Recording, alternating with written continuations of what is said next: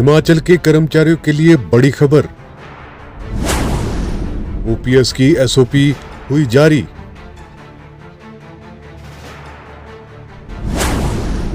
शिमला नगर निगम के चुनाव के नतीजों के बाद एसओपी की अधिसूचना जारी। हिमाचल में कर्मचारियों को 60 दिन में देना होगा नई या पुरानी पेंशन योजना चुनने का विकल्प। एसओपी के साथ ओपीएस के रूल्स भी हुए जारी। प्रदेश सरकार ने पुरानी पेंशन योजना को लागू करने के लिए गुरुवार को मानक संचालन प्रक्रिया यानी कि एसओपी जारी कर दी है। इस योजना को केंद्रीय सिविल सेवा पेंशन नियम 1972 के रूप में भी जाना जाता है। हिमाचल प्रदेश सरकार ने पुरानी पेंशन योजना को लागू करने के लिए सरकार की ओर से जारी एसओपी के अनुसार जो कर्मचारी राष्ट्रीय पेंशन प्रणाली के तहत रहना चाहते हैं वह इन निर्देशों के जारी होने के 60 दिनों के भीतर इसका विकल्प संबंधित कार्यालय प्रमुख को प्रस्तुत करेंगे। ऐसे कर्मचारी को राष्ट्रीय पेंशन प्रणाली, जिसे अंशदायी पेंशन योजना के रूप में भी जाना जाता है, में कवर किया जाना जारी रहेगा। राष्ट्रीय पेंशन प्रणाली के तहत अंशदान नियोक्ता और कर्मचारी दोनों का हिस्सा कर्मचारी की सेवानिवृत्ति तक पेंशन फंड नियामक और विकास प्राधिकरण विनियमों के अनुसार जमा किया जाएगा। इसके अलावा जो कर्मचारी ओपीएस के तहत लाभ लेना चाहते हैं उन्हें ओपीएस वाला विकल्प चुनना होगा।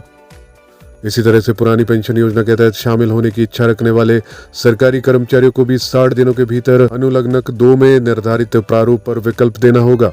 ऐसे कर्मचारियों द्वारा अनुलग्नक 3 में निर्धारित प्रारूप पर एक अंडरटेकिंग भी प्रस्तुत करनी होगी। अनुलग्नक 2 और अनुलग्नक 3 के अनुसार ओपीएस का विकल्प और अंडरटेकिंग कार्यालय प्रमुख को देना होगा। सरकार ने स्पष्ट किया है कि कर्मचारी की ओर से नई व पुरानी पेंशन योजना के लिए दिया गया विकल्प अंतिम व अपरिवर्तनीय माना जाएगा।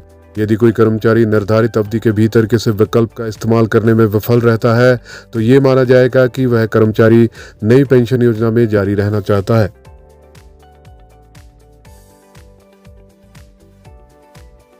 एनपीएस का विकल्प चुनने वाले कर्मचारियों का अंशदान जमा होता रहेगा।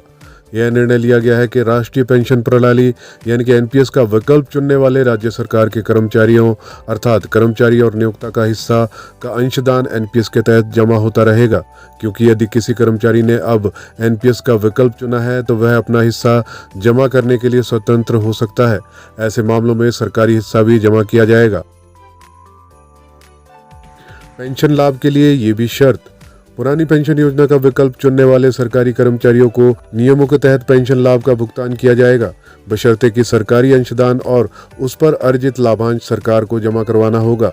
केंद्रीय सिविल सेवा पेंशन नियम 1972 के तहत पात्रता मानदंड पूरा करने वाले जिन एनपीएस कर्मचारियों की 15/5/2003 से 31/3/2023 तक की अवधि के बीच पहले ही सेवानिवृत्ति या मृत्यु हो चुकी है, ऐसे सेवानिवृत्त और मृत कर्मचारी के पात्र परिवार के सदस्य निर्धारित प्रारूप पर विकल्प का इस्तेमाल करने पर 1 अप्रैल 2023 से पेंशन के हकदार होंगे।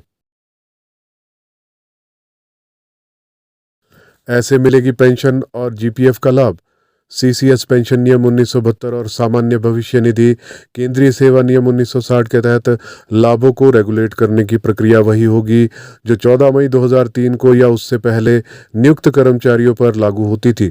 15 मई 2003 को या उसके बाद नियुक्त ओपीएस का विकल्प चुनने वाले कर्मचारियों के लिए इन नियमों का यथोचित परिवर्तनों सहित पालन किया जाएगा।